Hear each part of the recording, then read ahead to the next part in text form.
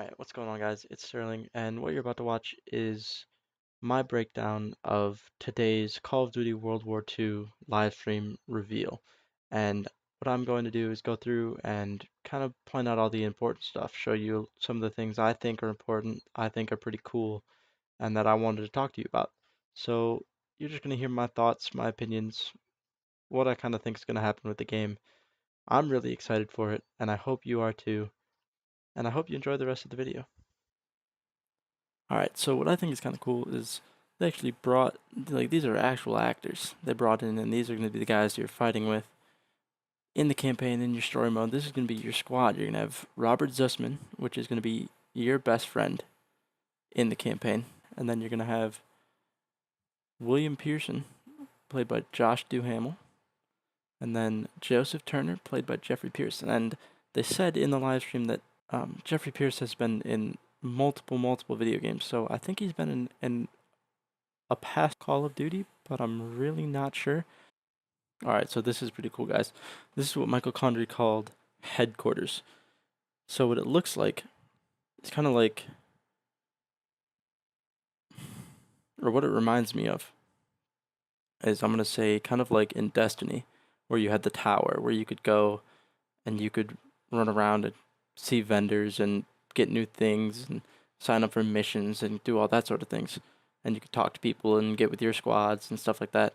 I feel like this is going to be similar to that, but he said you can show off and you can compete. So there's probably going to be like maybe accuracy, like mini games, or like parkour, like an obstacle course maybe you can run through. And personally, I think it's pretty cool. I don't know exactly how, like exactly what it's going to be or how they're going to do it, but if they do it right, if it's just like a social place you can go and hang out while you're not playing, while you're waiting for your friends to get on or something like that, it's a really cool idea. I mean, it's kind of a little gimmick off Destiny. I mean, they made Destiny, so it's not like, I mean, they're allowed to do that, but it's pretty cool. It's like a little social place where you can go hang out, and that's at least what I think it's going to be, and that's what they said it was going to be. So it looks really cool. Okay, this is another thing. That's a Nazi zombie. World War II, Nazi zombies. But it's going to be a different story because Glenn Schofield said specifically when the Germans were running out of men for their military, this is what they turned to. The story is going to be about what they turned to, trying to fill ranks in their military, some biomedical thing or some way of getting new soldiers, and it backfired. And that's probably going to be the story around where the zombies come from. But the fact that there is zombies is really cool, and it's something I'm really excited for because who doesn't like to play zombies? So that's a little zombie sneak peek. I mean, just look at the detail. Like the saliva in between his teeth, the stitches going through his nose, like, it's all very cool. So, here's the M1 Garand. Michael Condrey says, he talks about how literally they worked with they worked with a historian to really capture the feel of what it would have been like to be in World War II and to fire this rifle and to hear the sounds and the ping and the bolt and everything that goes into it. So a gun that we are going to see is the M1 Garand. And then there's also a light machine gun he talks about, which is the MG42, a belt loader MG42 German light machine gun. And this thing looks like a beast, and I can't imagine shooting in real life, but they went around and they recorded all these sounds of things from World War II, and they put it into the game, and that's going to give it a really realistic feel and a really realistic gameplay, and it's really exciting because, like, not many people can say they've actually experienced some of the things that actually happened in World War II, and we're going to be hearing a lot of them and playing a good part of it too.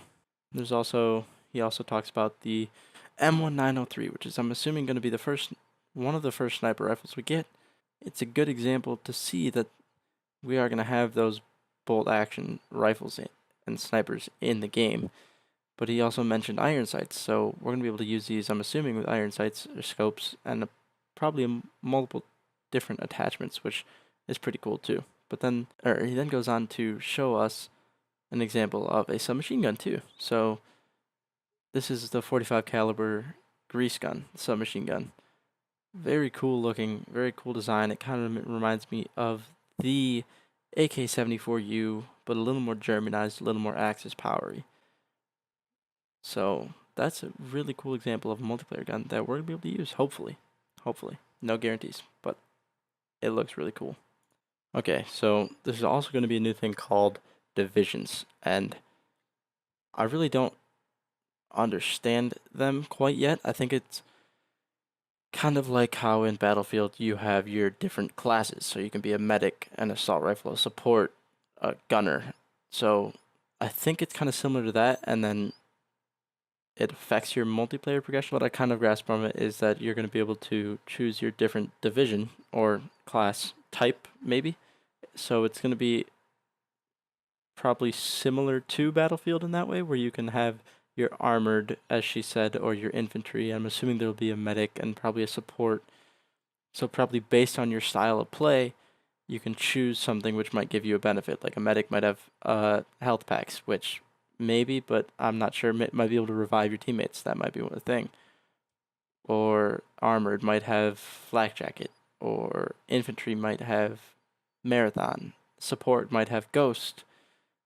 It might be they might have gone away from perks, and perks are built within the divisions. That would be kind of cool and interesting. I'd be curious to see how that would all work out. But then they go on to talk about war. Now, war, if you've played World at War, war was a game mode in that game. Basically, imagine hardpoint that starts in the middle of the map, and once you capture, whoever captures the middle hardpoint, the next hardpoint moves closer to the other person's spawn, which makes it harder for them to capture the next one, easier for the other team to come back. So basically, you both go for a middle objective, and then whoever takes it, it moves further away from that team's spawn, closer to the other team's spawn.